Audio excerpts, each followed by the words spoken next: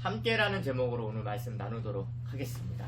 본론으로 바로 들어가도록 할게요. 첫 번째는 함께 죽어라. 함께 죽어라. 예수 그리스도께서 우리의 죄를 대신 지심으로 죽음 당하셨죠. 그래서 우리는 그것 때문에 더 이상 죄가 없는 존재가 되었어요. 근데 문제는 뭐냐면 죄가 없는 존재가 되었는데 여전히 우리는 죄를 지으면서 살아가고 있다라는 거죠. 죄 없는 존재가 돼서 구원을 받은 사람인데 왜 우리는 계속 죄를 지으며 살아가는가? 그러면 이 죄에 대해서 어떻게 해결해야 되는가? 사도 바울은 예수 그리스도께서 우리의 죄를 대신 지고 죽으신 같이 우리도 이제 예수님과 같이 죽어야 된다 라고 말하고 있어요. 그러니까 예수 그리스도께서 십자가에 달리실 때 죄인 바가람도 역시 동일하게 십자가에 같이 달린 거다 라는 것입니다. 그래서 예수 그리스도와 연합된다라는 그 말은 그의 죽으심과 함께 내가 같이 하겠다, 그의 죽으심에 동참하겠다, 그와 함께 하겠다라는 말이 되는 거죠. 그래서 그리스도와 함께함으로 죄에 대하여 죽은 자들이 우리도 동일히 그렇게 돼야 된다라는 것입니다. 이것이 무엇을 의미하냐면 예수 그리스도께서 우리를 위해서 죽으심을 생각하면 우리도 더 이상 죄를 지을 수가 없다. 물론 죄인이 용서받을 때는 죄로 인해서 은혜가 커지죠. 아, 내가 이런 만큼 악한 사람인데 죄를 용서받다니 이렇게 은혜가 커지긴 하지만 그와 반대로 또 죄가 아무것도 없는 사람들은 용서받을 것이 없기 때문에 이게 은혜인가? 이런 생각들을 할 수도 있겠죠. 그러나 죄를 지은 사람한테는 죄를 탕감받는다는 것은 그것만으로도 이미 큰 은혜인 것은 사실이에요. 그렇지만 그 죄의 용서를 대가로 누군가 내 생명을 대신했다면 그것을 계속 생각하면 생각할수록 우리는 더 이상 똑같은 죄를 또 지어서는 안 된다라는 것입니다. 그래서 큰 은혜를 입은 죄인이 용서함을 받았기 때문에 더 큰 은혜를 입기 위해서 더 큰 죄를 또 지을 수 있느냐? 이건 아니다 라는 것입니다. 그럴 수 없다. 그래서 그 죄를 사함받은과 동시에 본인도 같이 더 이상 죄에 대하여 관여해서도 안 되고 더 지어서도 안 되는 것이 그리스도인의 정상적인 반응이다라는 거예요. 그러나 여전히 우리는 죄를 용서받았음에도 불구하고 우리의 현실 가운데 계속 죄에 넘어지고 짓고 있는 것이 현실이긴 하죠. 그것은 뭐 때문이냐면요, 우리가 이 세상을 살아가면서 여전히 천국에 가기 전까지 끊임없이 죄와 싸워야 하기 때문에 그래요. 성경은 우리가 의의 백성이 되었다라고 말하면서 동시에 아직 우리가 완전한 존재는 아니다라는 걸 알려줘요. 그래서 사도 바울이 서신서를 읽어보면 너는 주의 백성, 주의 자녀, 주의 의로운 백성이다 라고 알려주면서 동시에 뭐라고 얘기하냐? 변화되어야 될 존재, 성장해야 될 존재, 그래서 장성한 군사로서 자라가야 된다라는 것도 동시에 가르쳐주고 있어요. 무슨 말이냐면 이스라엘 백성들에게 하나님께서 가나안 땅을 주기로 약속하셨잖아요. 그 주기까지 사실 당장 주시지 않으셨죠. 많은 시간이 필요했습니다. 무엇보다도 단번에 주시지 않고 많은 사람들이 그 과정 가운데 늦었어요. 애굽에서 꺼내기에는 모세를 사용하셨고, 또 그 광야 기간을 지나서 가나안 땅을 정복할 때는 또 누구를 사용하셨어요? 여호수아를 사용하셨죠. 그리고 그 땅을 정복하면서도 끊임없이 사사들을 통해서 땅을 정복하게 하셨어요. 그리고 직접 취하게 하셨죠. 그렇다고 해서 계속 그러면 승리만 있었냐? 또 그렇지도 않아요. 역사적으로 보면 하나님과의 관계 가운데 지는 전투도 했어요. 무엇을 얘기하냐면 우리 생각에는 하나님이 약속을 딱 줬으면 가나안 땅이 우리 앞에 딱 와 있다든지 뭐 그 땅에 아무도 없어가지고 그냥 취하기만 하면 되는 것처럼 우리는 생각할 수 있지만 그것은 하나님의 방법이 아니다. 우리의 구원은 물론 전적으로 주어지는 거지만, 우리의 노력 없이 하나님의 선물로 주어지는 거지만, 우리가 그 과정 가운데 우리가 성화되는 과정 속에 있는데 점점 더 어떻게 해야 된다? 하나님을 알아가고 하나님과 교제하고, 때때로는 하나님이 우리를 테스트하기도 하시고, 또한 우리가 하나님의 음성에 불순종하기도 하는 그런 성장의 과정을 지나긴 해야 된다. 이스라엘 역사가 크게 보면 그런 과정이었다는 거죠. 우리의 신앙도 그런 과정을 겪고 있는 것이다. 그래서 우리 기도 응답도 우리의 생각대로 기도하고 나면 뭐 10장 탁 해가지고 바로 막 구원받고 막 이렇게만 해서 좋을 텐데 그렇게 안 하세요. 때때로는 하나님이 진짜 10장을 내려 애굽에서 꺼낸 것처럼 전적으로 하나님이 다 하셨습니다 라고 할 때도 있지만, 때때로는 여호수아처럼 담대하게 싸워야 될 때도 있어. 내가 싸워내서 취해야 될 때도 있단 말이에요. 기도 응답 중에는. 그렇지 않습니까? 하나님 건강을 원합니다라고 가만히 있으면 건강이 주어집니까? 그 하나님, 우리 성령이 우리의 마음에 뭘 주세요? 운동을 해야지. 야식을 먹으면 안 되지. 이렇게 감동을 주시겠죠. 근데 하나님 계속 나는 야식을 먹고 운동을 하지 않으면서 건강을 주세요라고 기도하는 건 옳지 않아요. 여러 가지 방법이 있어요. 기적이 필요한 부분도 있지만 그와 동시에 나의 개선을 통해서도 하나님이 응답하시는 방법도 있다. 이것을 우리는 성장의 과정 가운데 있습니다. 그래서 이스라엘 백성도 가끔 그랬잖아요. 아이성 전투 때 죄 지은 것 때문에 패배했잖아요. 때때로 우리의 죄를 하나님 지적하셔가지고 그래서 안 되는 거야 라고 하나님께서 우리를 돌이키게 하실 때도 있다. 그만큼 우리의 성장 과정 가운데 모든 것은 결과적으로 은혜라고 말하지만 그 과정 가운데는 언제나 교제 또는 소통 또는 결단도 필요하고 노력도 필요하고 다양한 모습들이 필요할 수 있다. 죄 문제도 이와 마찬가지다. 우리가 그리스도와 함께 성경은 연합이라는 표현을 사용했지만 그리스도와 함께 우리는 이제 어떻게 해야 된다? 죄에서 이제는 자유해야 된다. 죄와 함께 그리스도와 함께 죽은 자가 되어야 된다. 그러니까 죄에 대해서 그리스도와 함께 죽은 자가 되어야 된다. 다른 말로 하면 더 이상 죄의 영향력 아래에 있는 사람이 아니라 그리스도의 영향력 아래에 있는 사람이 되어야 된다라고 하는 거예요. 그래서 이제는 누가 어떤 죄가 우리 앞에 온다 할지라도 그냥 난 죄랑 관련이 없어. 그냥 아무런 영향이 없어요. 오히려 우리의 영향은 언제 반응해야 돼요? 주님이 우리에게 가까이 하실 때 주님의 음성인가? 주님의 감동인가? 이렇게 반응합니다. 그래서 여러분 이제는 죄에 대해서 죽은 자가 되시기를 소망합니다. 두 번째는 함께 살아라예요. 예수님께서 우리의 죄를 지고 죽으셨다면 거기서 끝나면 안 돼요. 왜냐면 거기서 끝나면 아주 큰 문제가 발생합니다.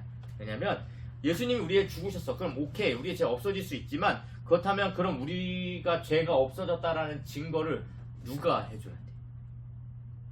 예수님이 죽어서 없어져가지고 우리의 죄를 지고 죽었대. 근데 예수님이 살아나지 않으면 우리가 죄 없다라고 증거해줄 존재가 없는 거예요. 그래서 예수님의 부활은 필수인 것입니다. 그러니까 우리의 중보자, 우리의 대언자가 되시기 위해서 예수님은 꼭 부활하셔야 돼요. 왜냐하면 얘는 나를 믿기 때문에 이제 의로운 사람입니다 라고 예수님이 증언해 주셔야 되거든요. 하나님 앞에서 대언해 주셔야 되거든요. 그래서 부활이 너무 중요한 거예요. 앞에서 말한 것처럼 죄에 대해서는 죽고 의에 대해서 이제 우리가 살아야 되는 겁니다. 예수 그리스도의 대속적 사역은 죽음에서 끝나지 않고 부활로 더 이상 이제 죄가 주장하지 못하게 하고 오히려 의의 생명을 얻어서 의의 백성으로 살아가게 만들어요. 그래서 우리가 하나님의 심판대 앞에 딱 섰을 때 누군가 우리에게 얘 이제 죄사함 받은 사람입니다 라고 말해줘야 되는데 그게 누구다? 예수님이다. 부활하신 예수님이다 라는 거예요. 그래서 우리의 구원에 있어서 부활은 너무 중요한 구원의 핵심입니다. 여러분 청년 때에 교회를 이제 어렸을 때부터 다녀오셨잖아요. 신앙생활 오래 해오셨잖아요. 그러면서 이제 어느 시기가 딱 되면 이런 얘기를 할 때가 많아요. 나는 아직 비전이 없어. 그냥 일단 되는 대로 살아가는. 난 아직 목적이 없어. 내가 근데 아직 무엇을 위해서 살아야 될지 잘 모르겠어 라고 말하는 사람들이 있어요. 그럴 때마다 우리는 뭘 점검해야 되냐면 우리의 구원에 대해 점검해야 돼요. 그리스도인이 왜 목적이 없습니까? 하나님의 구원받은 백성들이 왜 목적이 없어요? 목적이 있죠. 뭐라고요? 의에 대해서 살아야 돼요. 그것으로 하나님의 백성으로 살면서 뭘 나타내야 돼? 하나님의 살아계심을 나타내야 돼. 그게 우리의 존재 목적이에요. 그거 아니면 예수님 믿는 동시에 그냥 우리가 뭐하러 여기서 고생합니까? 주님이 죽여가지고 그냥 천국 데려가면 되잖아. 이 땅에서 왜 우리가 고생하면서 살아야 돼? 예수 믿었는데. 근데 우리를 살리시는 이유가 있다고. 왜 살아야 됩니까? 우리를 통해 하나님의 살아계심을 나타내 보여야 되는 거예요. 예수님이 부활하셔서 우리의 죄 없음을 증거하듯이 우리가 이 땅에 사는 이유는 예수님을 믿었음에도 불구하고 사는 이유는 저 천국을 향해 살면서 믿지 않은 수많은 사람들에게 하나님 살아계십니다. 하나님 살아계십니다라고 증거하는 증인이 우리가 돼야 되기 때문에 살아있는 거예요. 그래서 그리스도를 정말 믿고 구원받았다고 한다면 청년들은 더 이상 그리스도인은 나 삶의 목적이 아직 없어. 나 비전이 뭔지 몰라. 이렇게 말하면 안 돼요. 모든 삶의 방향은 어디로 가야 돼? 주님을 증거할 수 있는 방향으로 가야죠. 그것을 위해서 연애도 하고 그것을 위해서 가정도 꾸리고 그것을 위해서 자녀도 낳고 그것을 위해서 내 부모를 섬기기도 하고 그것을 위해서 교회 봉사하고 그것을 위해서 교회 교사도 하고 찬양대도 하고 성가대도 하고 뭐 때문에 하는 거예요? 주님의 살아계심을 증거하기 위한 목적이 거기 있는 거 아니겠습니까? 내가 왜 주님을 찬양하고 있습니까? 하나님 살아계시니까. 그러면 찬양받기 합당하신 분이시니까. 우리가 여기서 모여서 예배를 왜 해요? 하나님을 믿으니까. 그거예요. 그래서 믿지 않는 사람들이 야, 너 구원받았어? 증거가 어디 있어? 예수님이 살아계셨어? 어디 있어? 그럴 때 우리가 그렇게 얘기해다. 제가 예수님을 인격적으로 만났습니다. 제가 예수님과 함께하고 있습니다. 라고 여러분 우리가 증거해야 되는 겁니다. 더 이상 무슨 목적과 비전이 더 필요하겠어요. 이건 오히려 수단일 뿐이죠. 우리가 어떻게 하면 그리스도를 나타낼까라는 수단일 뿐이지 삶의 모든 직업이라든지 내 직분이라든지 모든 것들은 그냥 주님을 나타내기 위한 수단이에요. 이 목적이 바뀌어지면 안 됩니다. 근데 대다수 그리스도인들이 뭐가 바뀌어요. 이렇게. 왜냐하면 내 결혼을 위해서 교회 오는 사람도 있고 심지어 내 잘됨을 위해서 교회를 선택하는 사람들도 있고 나의 삶에 조금 더 나음을 위해서 배우자를 선택하는 사람들도 있고 나의 삶에 좀 더 나음을 위해서 내 직장에 좀 더 번성을 위해서 내 사업에 더 나은 방향을 위해서 교회를 선택하는 사람들이 있단 말이에요.